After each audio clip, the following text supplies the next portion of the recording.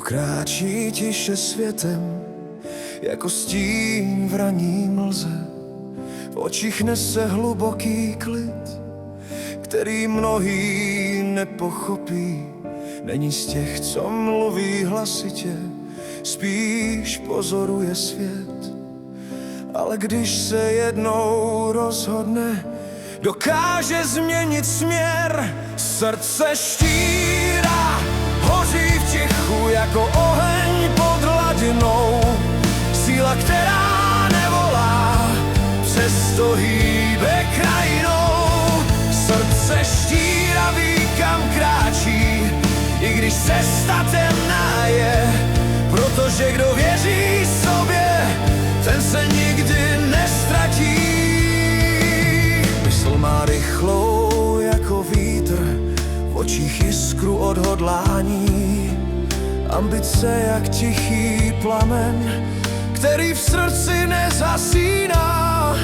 Někdy svět ho nechá čekat, zkouší jeho pevný krok.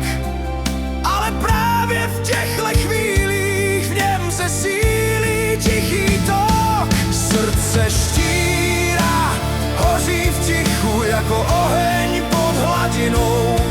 Síla, která nevolá, přesto hýbe krajinou.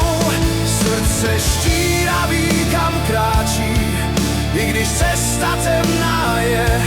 Protože kdo věří sobě, ten se nikdy nestratí. A tak kráčí dál a tiše, sbírá svět do vlastních snů. Někteří ho možná nečtou, protože skrývá tichou sílu. Ale kdo se jednou zastaví a podívá se hlouběji, uvidí tam silnou duši a světlo, které nezmizí.